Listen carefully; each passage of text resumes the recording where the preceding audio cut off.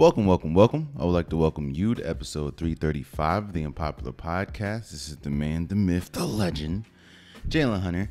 And here at the Unpopular Podcast, I'm not really asking you to agree with me. I'm asking you to hear me out.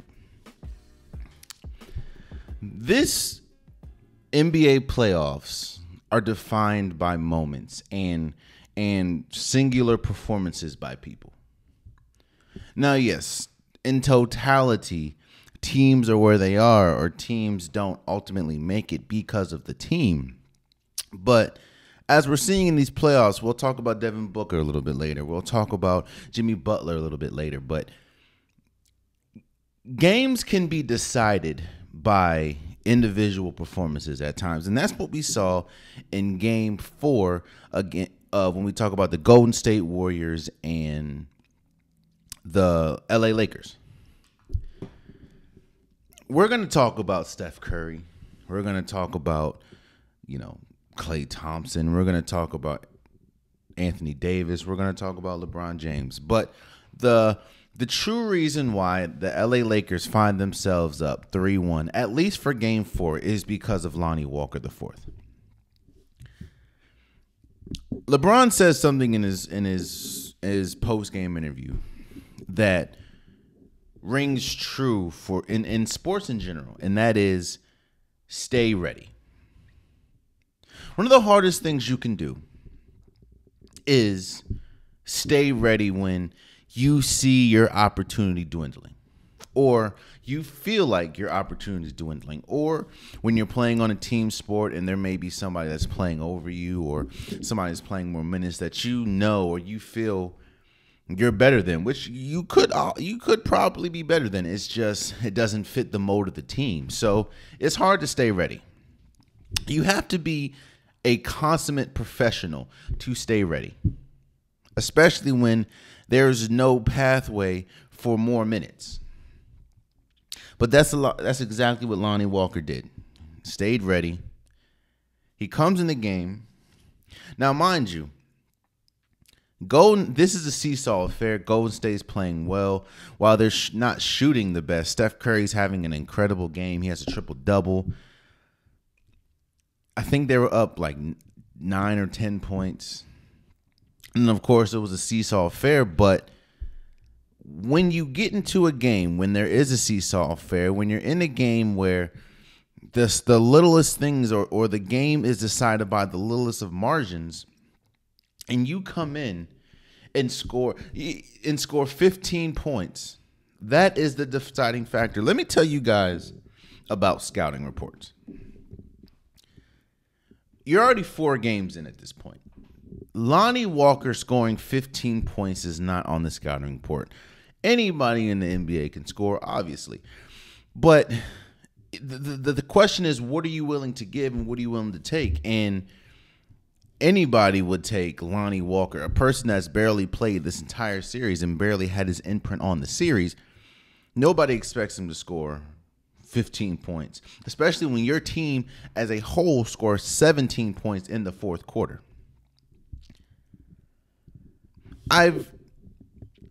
There's 2 trains of thought, and there's two ways of looking at this series, and both ways can be true. You can look at it through the LA series or LA side. You only need one more game to be in the Western Conference Finals. And if you look at the totality of the rest of the teams in the playoffs, the Lakers have a good shot of winning it all. When you have 2 superstars like a LeBron James, like Anthony Davis, and when you have the complementary pieces like the LA Lakers have, they can beat anybody. And if we've already expressed that there isn't really a great team in this playoffs, but there are really good teams, and the LA Lakers find themselves on the really good team side. And when you have people on the bench like Lonnie Walker, who people forget was a very important cog for the Spurs for a good minute. When you have people like Malik Beasley, and if he ever finds his jump shot again, he'll be important, especially for a Lakers team that struggles with shooting the ball. You have Austin Reeves. You have Justin Vanderbilt and his defensive pressure. This LA Lakers team can win a championship. So when you're looking on the LA side and you think to yourself, again, we're just one game away from being the Western Conference Finals. We just need to win one game. That is true. You can also look at it from the Golden State side. We're down 3-1, or they're down 3-1. They've been down 3-1 before. They've been down 3-1 twice. 1-1 in those situations. We all remember 2016, they were down 3-1 against Kevin Durant in the Oklahoma City Thunder. Came back and won that.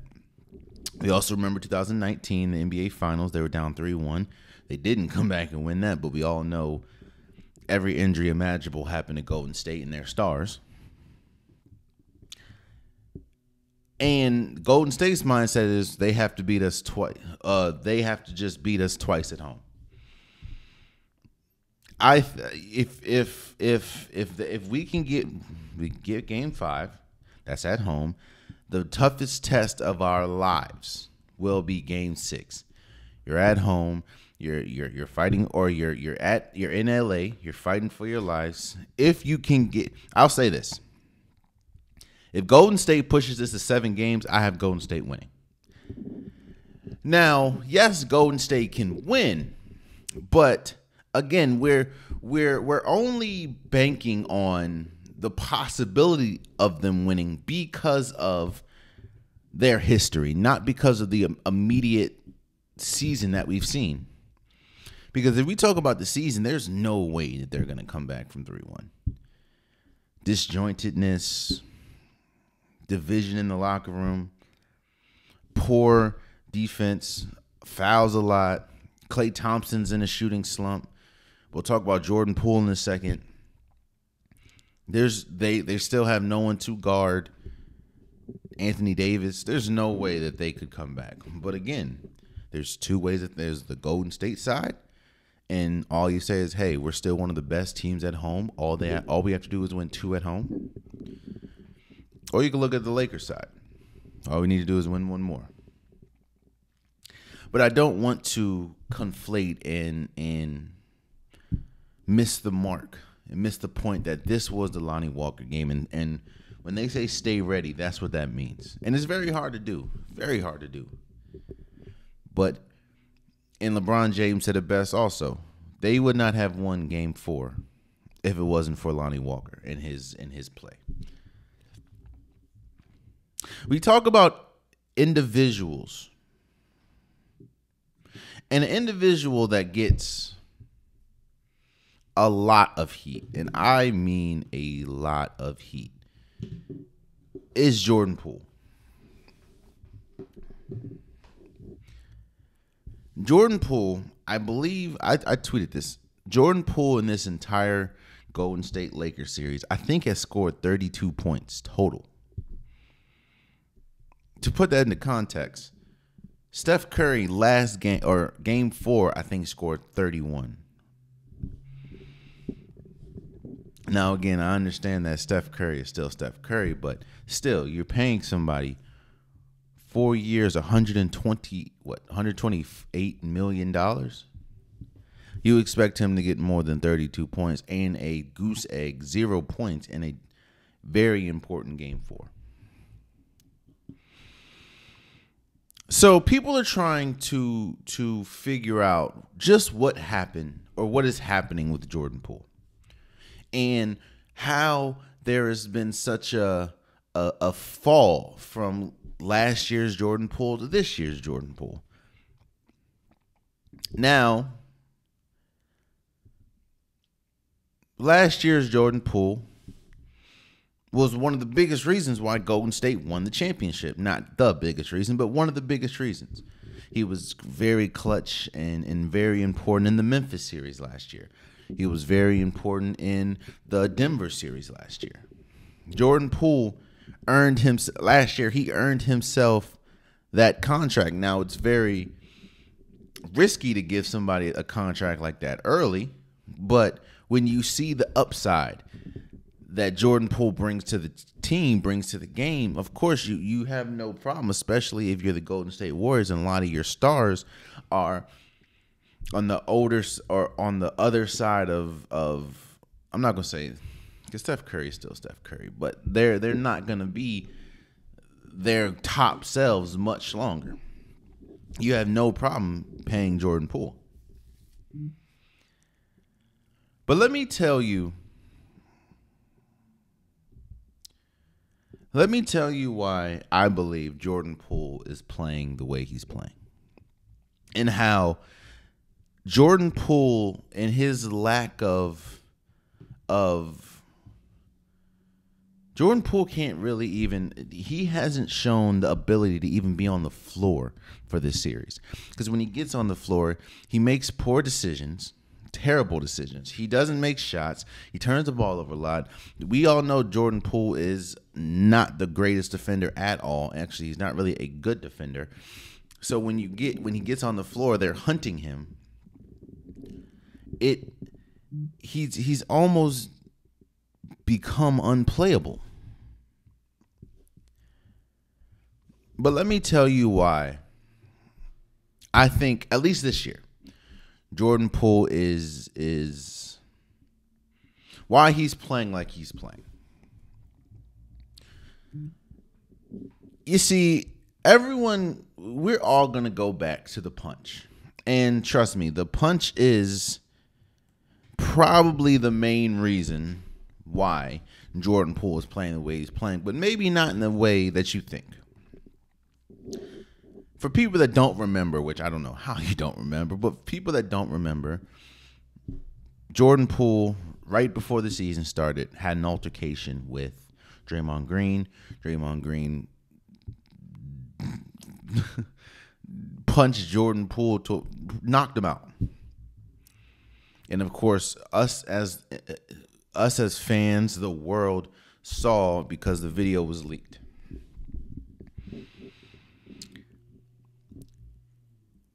When we first heard about the punch, we heard that Jordan Poole and Draymond Green had an altercation. Now, if it stayed there, nothing would have happened. I think that there probably would have been a little bit of tension between Jordan Poole and Draymond Green, but it would have stayed there because there's been altercations on several occasions. There's been altercations. Trust me, you have men, you have women that they're high on their adrenaline's going. They're playing a sport. There's going to be altercations. I'm sure there were altercations. There were altercations when we talk about women's basketball, men's basketball, football, any sport. There are altercations. So I think the altercation part wasn't the big thing, even though, yes, that probably would have changed the relationship between Jordan Poole and Draymond Green. I don't think we would have saw such a steep dip in Jordan Poole's production. Let me explain to you Jordan Poole's game before I continue. Jordan Poole is a high volume scorer. But Jordan Poole's game thrives on confidence. Jordan Poole's game thrives, when you see the flashy dribble moves, when you see him bobbing and weaving through defenders, that is confidence. And some people, most people, their game is predicated on confidence. They don't thrive if they don't have confidence. And what we're seeing is Jordan Poole, I don't think, at least in this point of the season, he has confidence in his game, which is why you're seeing bad misses. Like a lot of his shots aren't even close.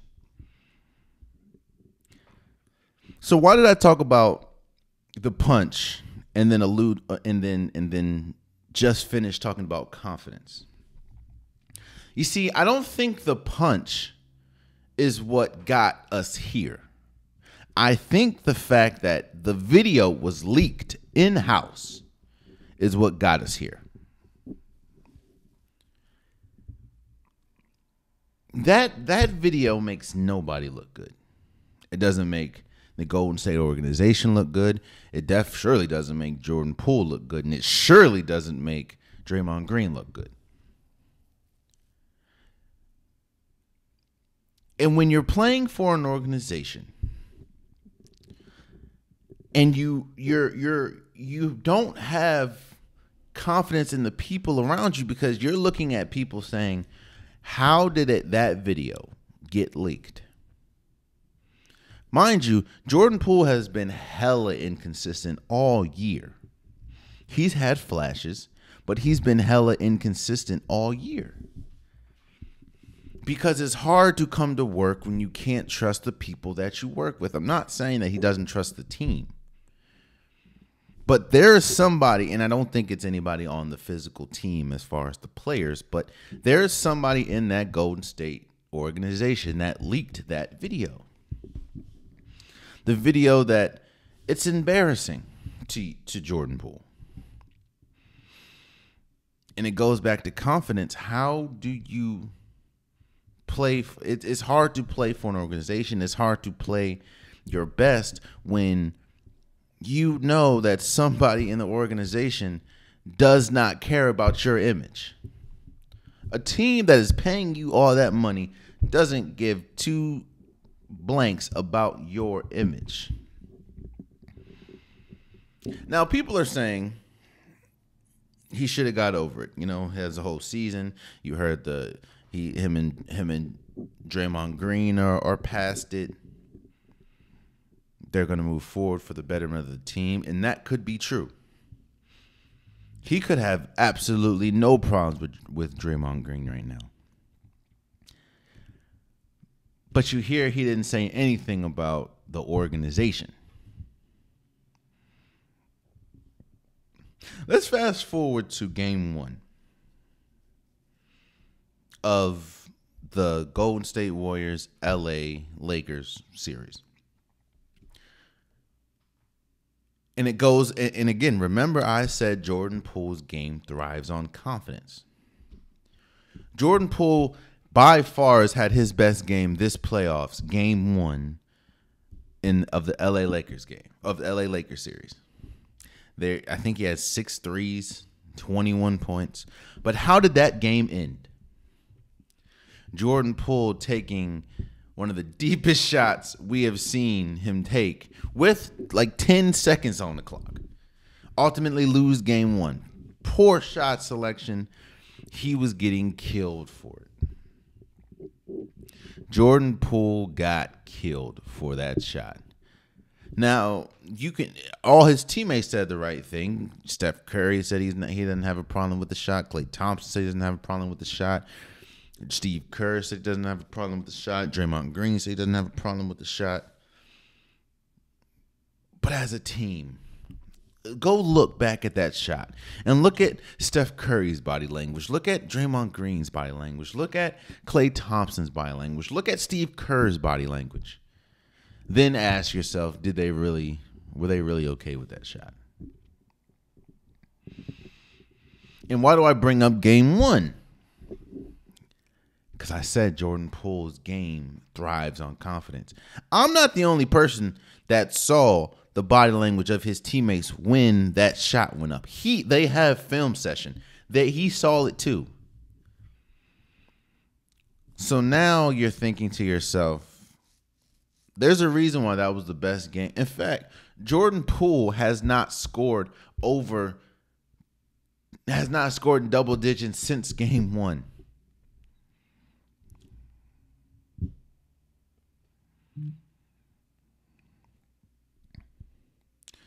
I think that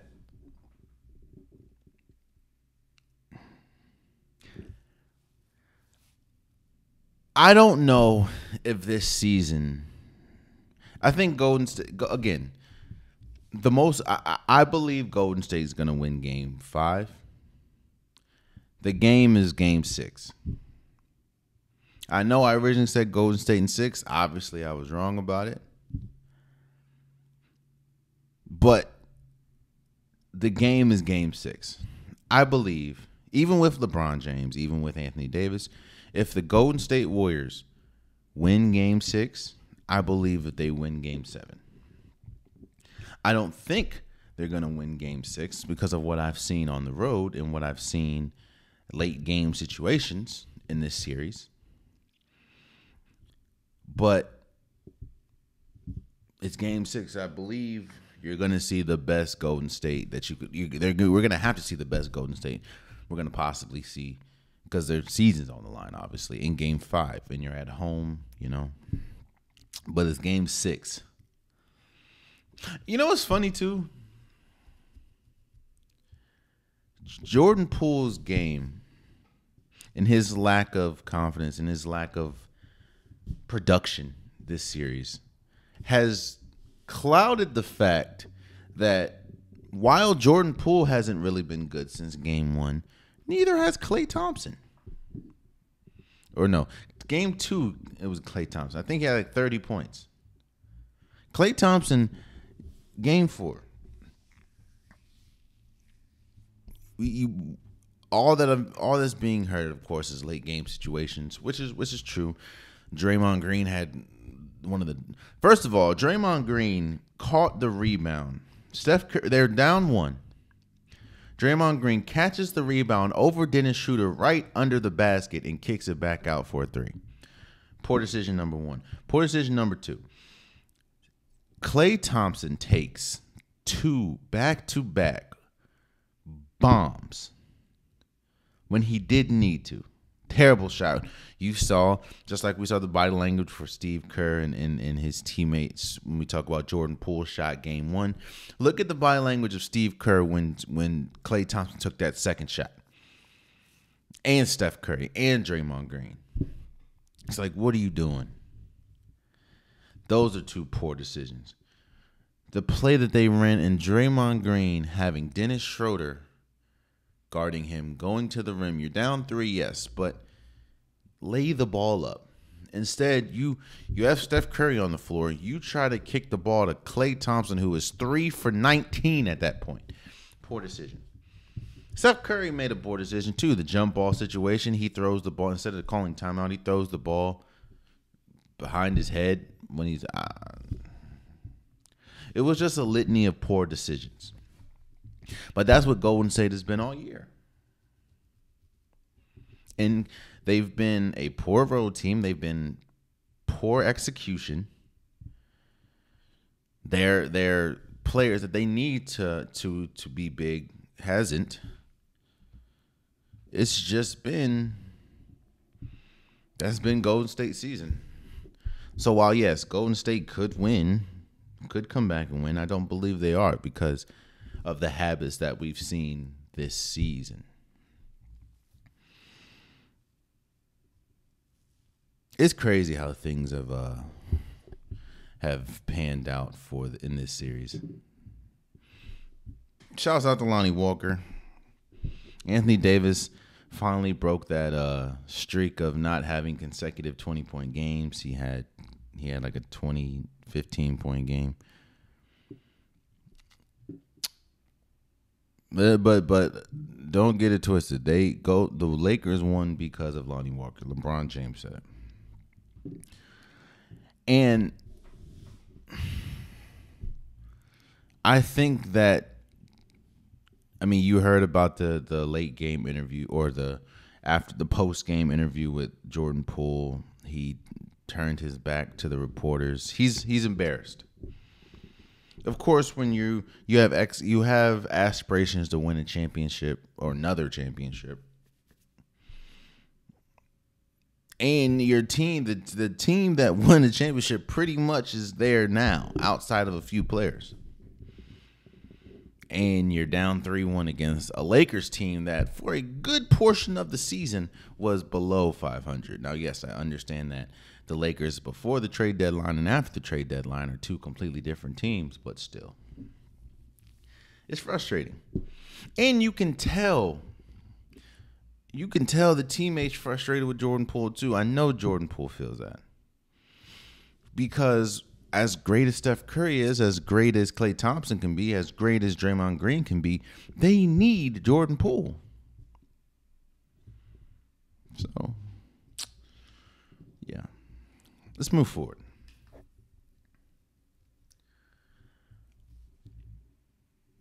we talk about confidence. Hell, I just talked about confidence for a good minute on Jordan Poole. What you're seeing in this New York Knicks Miami series is a team that has lost their confidence compared to a team that has gained more confidence in themselves. You see, rankings don't matter until they matter. Meaning, you're hearing a lot. Miami can be the first 8 seed since, I think, the 1999 Knicks to make it to a conference final. When you're on the team, you don't care that you're the 8th seed. The team doesn't care. Jimmy Butler doesn't care that they're 8th seed. Bam Adebayo doesn't care that you're 8th seed. Eric Spoelstra doesn't care that you're an 8th seed. It doesn't matter when you're talking about the team. The team doesn't look at themselves as an 8th seed. They look at themselves as a team that's in the playoffs. That's what everyone looks at. They're a team that has a shot because they made it to the playoffs. They don't care about rankings. The only time rankings matter is when you're going up against teams or players that you realize why they're ranked. Like, yes, Miami won the series against the Milwaukee Bucks, but you're playing them, you realize, okay, Milwaukee, there's a reason why they were the number 1 seed. You have Giannis, like, there's a reason why they are who they are. Now, yes, they ultimately won, Miami Heat did, but you understand. So why did I say that? You're seeing a team lose their confidence and a team continuously gain theirs. Game 4, you have an opportunity to tie the series up 2-2. And not only does the New York Knicks the New York Knicks have lost their shot. Nobody is hitting shots. Like, no one. And when you look, you need big games out of your stars. You need big games out of your most important players, which is, of course, Jalen Brunson and Julius Randle. Well, what do you get from Jalen Brunson and Julius Randle? You get a big game out of Jalen Brunson, 32 points, 5 assists, 4 rebounds. But it's Julius Randle. I've said this whole season, I don't like Julius Randle's body language. I don't know if that's because he's not liking what's going on for the team. I don't know if he just doesn't want to be on the team anymore. I do not like the body language that I've seen all season from Julius Randle. And I think that is going to cost him. Well, I'm not going to say cost him, but I think that there's a very good shot that Julius Randle might not be on this Knicks team come next year. But Julius Randle in the biggest moment of the playoffs. At this point, you're essentially ending the season because while I think that Golden State can come back from 3-1. I don't know if they will, but I think they can. I don't think the Knicks have a shot of coming back from 3-1. But Julius Randle gives you 20 points, 9 rebounds, 3 assists. While that 20 points sounds good, when you're the star player, that's not. Especially the 6 personal fouls, which of course you fouled at, and the 6 turnovers. And those 6 personal fouls, I think 4 of them were offensive fouls. 4 or 5 of them were offensive fouls. Charges, moving screens. Like, when you watch the Knicks play, the Miami Heat, when you watch the Knicks play the Miami Heat in this series, Miami Heat, it feels like outside of maybe Jalen Brunson, the Miami Heat has taken the confidence from New York. You gain an immense amount of confidence when you beat a team that a lot of people had you beating, or you beat a team that a lot of people had you losing, and that was the Cleveland Cavaliers. You beat Donovan Mitchell, who, I mean, he had a 70-point game this year. You beat Darius Garland. You beat the number one defensive team in the league. So the confidence is high, especially a Knicks team that hasn't really seen success in the playoffs for a while. But now you're playing a team that you're playing a team with more confidence because they slayed a proverbial larger giant. And I think the New York Knicks are finished, man. Jaylen Brown, it was a good season, and of course some people aren't going to look at the season like it's a success, but I think it was. Nobody expected the Knicks to get here. But I think here is where they were. I think here is where they will remain because I don't have them. I don't see them coming back from 3-1. I don't think they have the personnel. I don't think that they have the confidence in themselves to do that as a team. Yeah, I'm sure Jalen Brunson probably thinks he can come back, but I don't think as a team they have the confidence they can come back from 3-1. And we're about to see yet another consecutive year, that the Miami Heat are in the Eastern Conference Finals. I saw the meme going around, not a meme, a question, I guess, at who has been the best coach in this playoffs. And this by far has been Eric Spoelstra. Like, come on now. Darvin Ham has been really good too. Shouts out to you. But Eric Spoelstra, come on. I also, before we leave the Knicks, I was asked, and I'm going to talk about the press conference, the quote that Julius Randle said at the end of the game when he was like, I think that they maybe just wanted it more. That is how I know that Julius Randle will not be here next year. Will not be. I don't think he will be a Knick next year. Mind you, Julius Randle is their best player. Yes, Jalen Brunson's great, but Julius Randle is their best player, talking about we ain't got no shot, pretty much. What? Or they wanted it more than us. What? In a playoff game. This is after, I think, the Knicks or the let me see. I think the Heat had how many offensive rebounds? 13 offensive rebounds. And I think out of 13, like 7 of them came in the fourth quarter. Yeah, man. I have no confidence. Especially how good Jimmy Butler's playing, even with the ankle injury. Especially how good Bam Adebayo finally has come to play.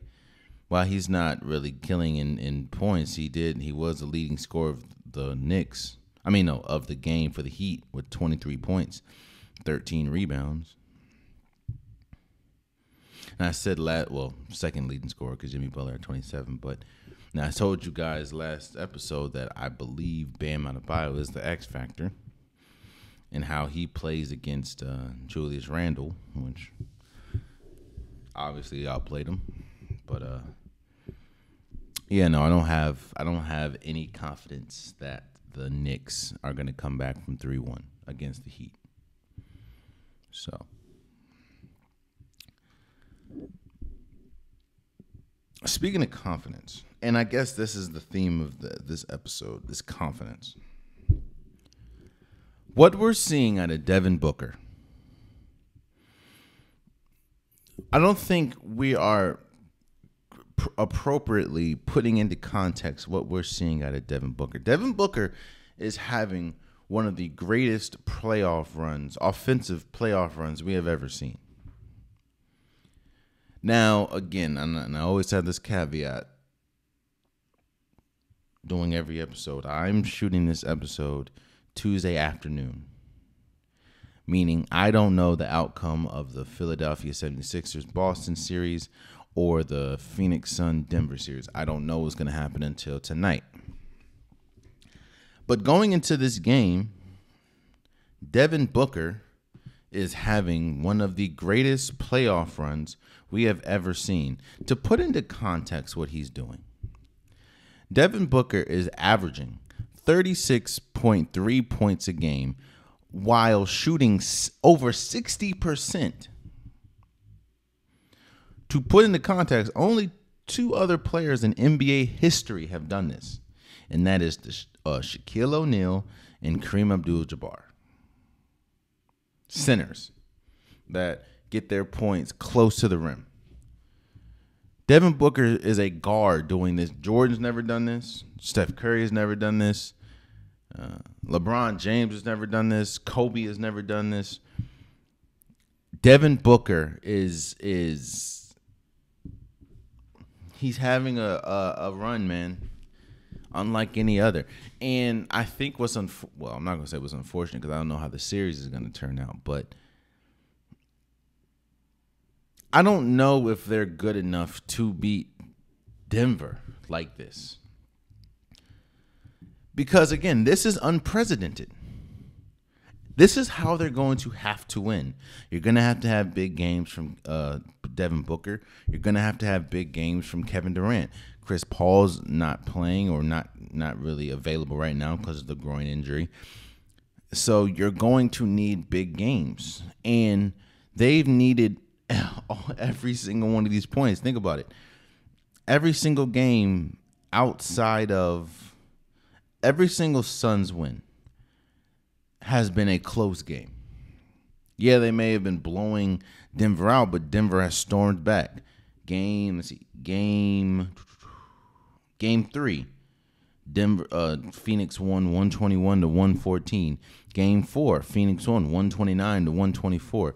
Game 4 took 4 just like moments. How Lonnie Walker had a moment against the Lakers. Landry Shamet, I think, had 4 threes in the fourth quarter. And Jokic had 53 points that game.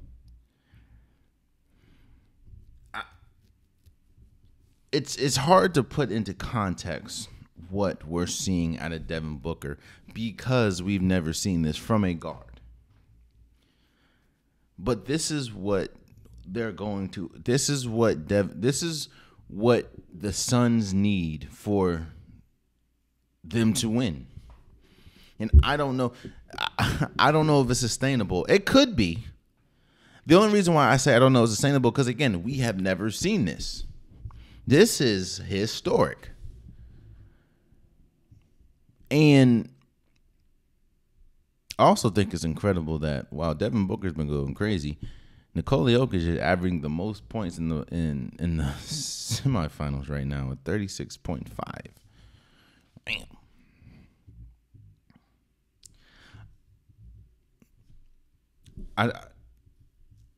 The reason why I think the Suns, because again, the reason why I don't think the Suns are good enough to win this series, even with Devin Booker playing this way, is because they need him to play this way. If he has a bad game, if Kevin Durant has a bad game or a poor shooting game, or someone like Landry Shamet doesn't come and help. In fact, Devin Booker and Kevin Durant had great games in Game 4, and it took Landry Shamet hitting 4 threes in the fourth quarter to win. Maybe next year, because moving forward, I don't know if they're good enough to beat a Lakers squad. Or if by some miraculous way Golden State wins, I don't know if they can keep up the scoring power that is Golden State.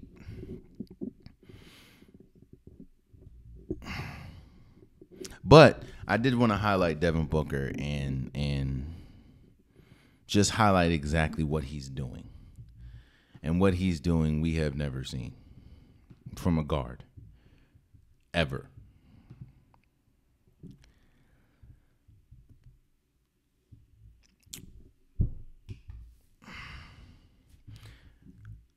One of the biggest reasons why I had concerns about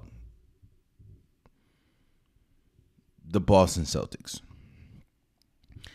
is because of late game situations. And too many times I have seen the wrong person take a shot, or I've seen disjointed plays. I've seen people not knowing exactly where they're supposed to go. I've seen a team that doesn't look like a championship-laden team because of their late game execution. I've also seen a team in the Boston Celtics give up huge leads or lose to teams that they shouldn't lose to.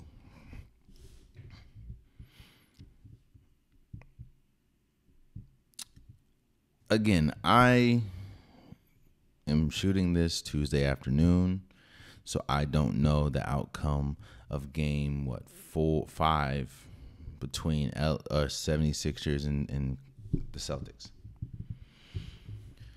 But in game 4, Celtics had a big lead. No, Philly had a big lead. Celtics came roaring back, took the lead, and it was a seesaw affair at that point. In the last, James Harden, who had arguably his best game of the series, hit a clutch 3-point shot in overtime. In fact, let's rewind a little bit. You had a shot to win it in regulation, and for some reason, and I say some reason because this happens a lot, but for some reason, Marcus Smart is the person that you trust to take the last shot of the game. When you have Jaylen Brown, Jason Tatum, Al Horford, Malcolm Brogdon, all better shooters than Marcus Smart, but you trust Marcus Smart to take the last second three, he misses. Going to overtime, James Harden hits a clutch 3 to put you up. James Harden, I think at this point, has 42 points or something. Incredible game. And yet again, wow. Oh, I failed to mention that you have 2 timeouts left. Yet again, game on the line, you trust Marcus Smart to take the game-winning 3. Now, yes, he did make it, but of course he made it with time expired because it was a bad throw or it was a low throw, so he caught it low in just that millisecond that was wasted off the clock, or just that second that was wasted off the clock, could have used to shoot the ball, didn't, missed.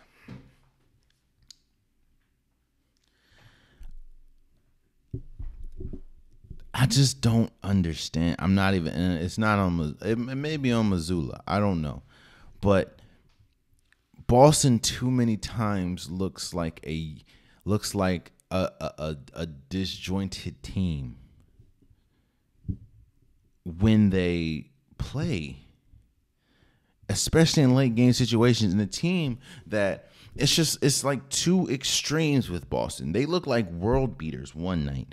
Then they look like a team that shouldn't even be in the second round the next. And Boston is why actually it was really Milwaukee, but Boston is is one of the reasons why I came to the conclusion that there's not a great team. Every team has a flaw, a debilitating flaw. And one of Boston's is they do not know how to close out games. And I don't think they understand the hot hand. Why is it that Jaylen Brown is not getting more touches and he has been their best player this entire playoffs? Why is Marcus Smart continuously taking game winners and missing them when you have multiple better options at the 3-point line? I just don't get it, man. I don't get it. I think that the winner of this series is good enough to win a championship. But I also, to me, the series is both teams are exactly who they are and who they've been this whole season. Philadelphia has been inconsistent. However, Joel Embiid has been great. James Harden has been good. Joel Embiid just won an MVP. So, of course, and I think he was awarded the MVP in front of his the crowd. So of course they're going to be motivated to win the game. But it's been a healthy dose of Joel Embiid and James Harden for the Boston Celtics. They've been incredible. It's been Jaylen Brown and Jason Tatum. However, they look like there's times when they look like they can be unbeat. Like they look like they're the greatest team ever. Sometimes. Then there's other times they look like, how the hell did this team make it to the finals last year? It's baffling to me, man. But hey, we're in for it's a good series. It's been a good series. So let's move forward, man.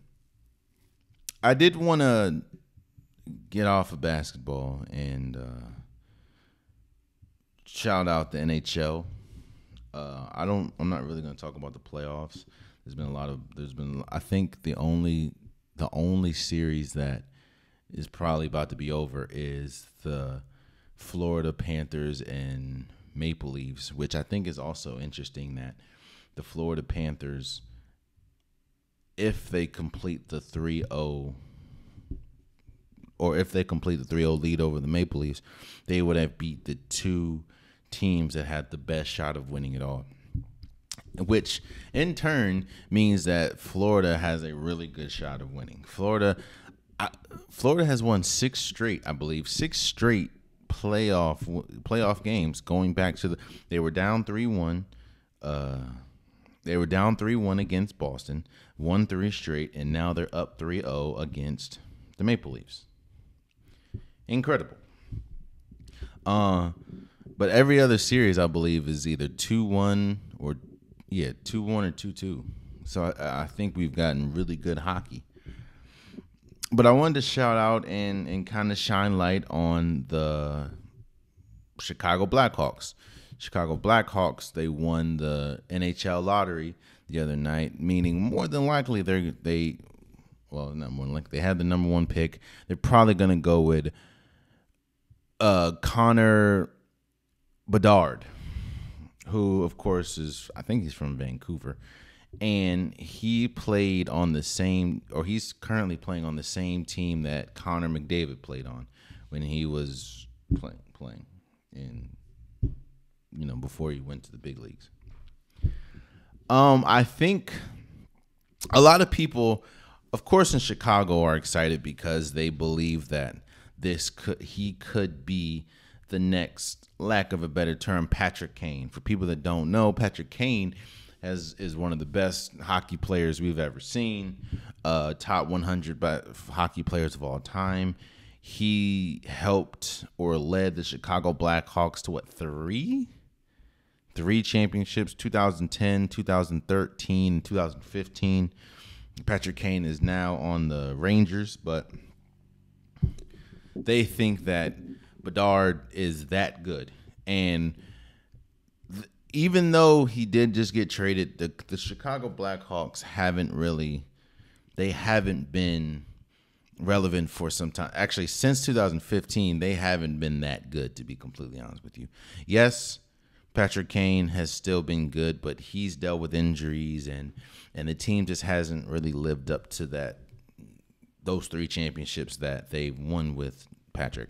And they feel, Connor Bedard, they're saying he could be the next, and I'm not saying he is, but they're saying that he's good enough to be in the Connor McDavid conversation.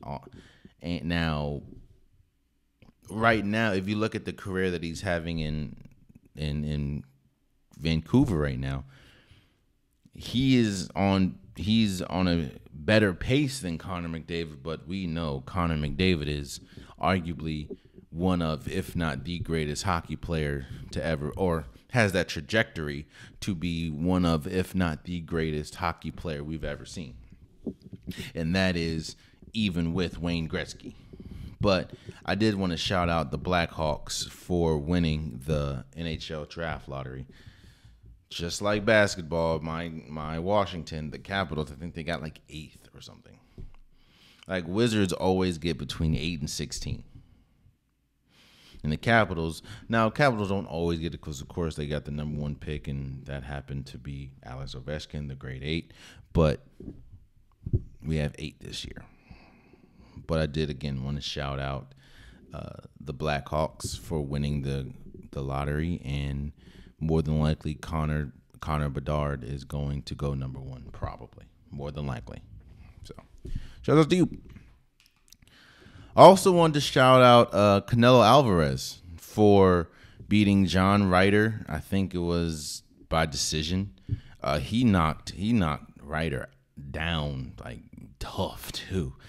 When we talk about the sport of boxing, and we'll talk about the MMA in a second, but when we talk about the sport of boxing, to me, one of the hardest conversations you can have about boxing is who's the best pound per pound fighter. Because you have so many fighters, because you have so many different weight classes, it's hard to have that conversation. Some people can think it's Devin Haney. Some people can think it's Shakur. Some people can think that Shakur Stevens. I'm sorry. Some people can think that it's Gervonta Davis.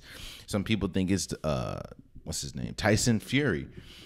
It's very hard to have that conversation about who's the best pound for pound because there's so many different weight classes. What I will say is when we talk about the face of boxing, that's also a hard conversation, but I wouldn't be shocked if somebody says that Canelo Alvarez is the face of boxing right now. Canelo Alvarez, he's been one of the best, and outside of his the last time he lost was against Dimitri Bivol. I'm sorry, I know I messed your last name up, bro. But so there might be a rematch in that. But Canelo Alvarez has been consistent ever since he lost to Floyd Mayweather. I mean, his record is 59-2-2 with 39 knockouts. It's hard to when you look at the resume, it's hard to not look and who's still fighting. When you think of boxing, Canelo Alvarez is one of the first names, in my opinion, that comes up. So while I don't know if he is the best, I don't know what you want to say on that, but I will say that he is arguably the face of boxing.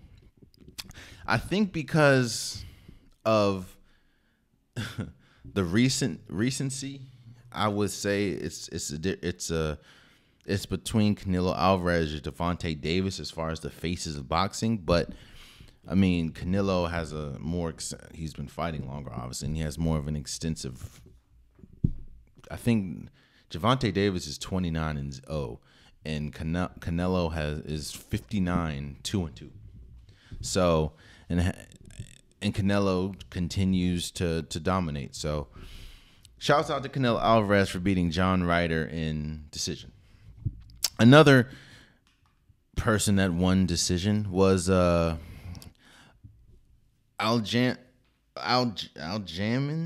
I know I messed your name up, bro. I apologize. But Sterling beat Henry Cejudo by decision in UFC. What was it? UFC 288. Sterling, I think. He took like 3 years off, I believe. And again, MMA, it's tough, bro. It's tough when we talk about pound for pound fighters. Kind of like boxing, you have so many different weight classes. Like, is it John Bones Jones? Which I thought it was crazy that I think it was Daniel Cormier did his Mount Rushmore of UFC fighters, and he left out John Jones. Now, I understand their rivalry they had, but come on now, it's John Jones. Could it be Israel Zanya? Could it be Leon Edwards? You know, I think Sterling, because he took some years off, I believe. I don't know. Harry, I don't know. It's Kuzma. He's been losing. Or Usman, he's been losing, and fighting is forever changing. The sport of boxing, the sport of MMA is forever changing, and that whole pound for pound thing is always gonna shift. Like, is it Islam Mazadov or Mac. Yeah, I messed your name up, bro. I know your name's Islam. So, shouts out to you guys, man. Shouts out to boxing in general, and UFC in general. And shouts out to, I'm gonna say this right. His name is Aljamain Sterling. I know I still messed your name up, bro, but I apologize. Shouts out to you for defending your belt, your bantamweight belt against Henry Cejudo. Damn, bro, these names is eating me alive. Pause, bro. Like, Jesus Christ, I'm not good at names, man. I'm not. I can read them. I'm not good at names, but it's all out of love. No disrespect to you guys. I'm trying my hardest. I just don't. I'm sorry. So, shouts out to y'all. Now, this Lionel Messi thing, man, is kind of weird. We know that there are tensions that has been brewing for a minute now between Lionel Messi and his current club, which is PSG. Of course, he went to PSG after leaving Real Madrid. Is it Real Madrid? No, Barcelona. Sorry. And we did hear maybe a week or two ago that he has been suspended or fined or suspended because he thought they had a day off and they didn't, and he went somewhere else. And now we're hearing that the Saudi Arabia, his transfer to Saudi Arabia was pretty much a done deal after the end of the season. You know, Messi's father refuted it, but you're starting to see. It's just weird what's going on with Messi and what's going on in general with his contract. I think he's arguably the greatest football player we've ever seen, between him and Cristiano Ronaldo. And both of them are at interesting points of their career where I don't think that they, outside of course, I know Lionel Messi just won with the World Cup, but I don't think that they're at a point where they are the just their presence alone can win them a championship. I just don't think that's the case. When you look at PSG, a lot of times it's Mbappe or it's Neymar. And while yes, Lionel Messi still Lionel Messi, I just don't know. Like, if he goes to Saudi Arabia, I don't know if this makes Saudi Arabia an instant championship contender. You know what I mean? Like, I don't know. I don't know. But I am interested to see and curious to see how this ends, because it looks like the relationship between, now money can change everything. Well, we just talked about that with Lamar Jackson. Money can definitely change everything when we talk about a relationship.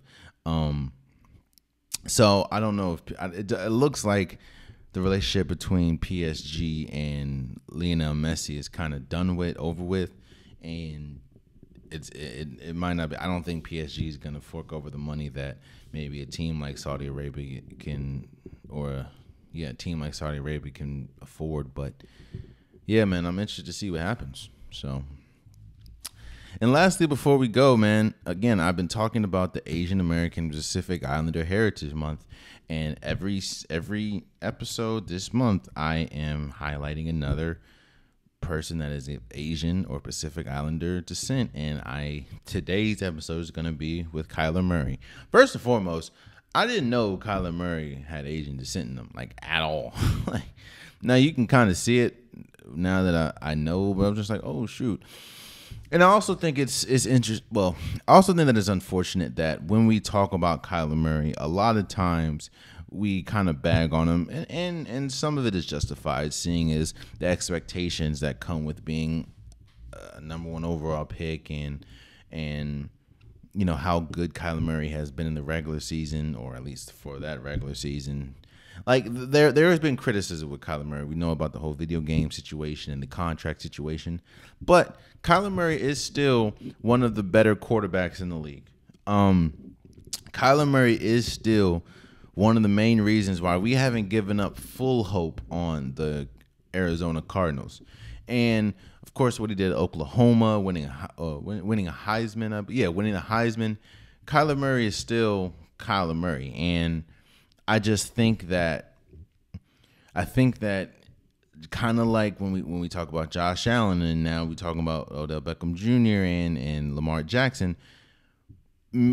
I would like to see that relationship between DeAndre Hopkins and Kyler Murray matriculate more, and maybe you'll see more success, not just from the Arizona Cardinals, but from Kyler Murray as a whole. But I did want to shout out Kyler Murray and recognize him as we do the Asian American and Pacific Islanders Heritage Month. Shouts out to you, my G. And there you have it. That has been today's episode of the Unpopular Podcast. I truly appreciate you guys. If you want an Unpopular Podcast shirt, hoodie, sweater, long sleeve joggers, the link is in the description below. I have multiple different colors, multiple different designs. Get your Unpopular Podcast merch today. Also, please subscribe to wherever you're listening. Please subscribe to wherever you're watching.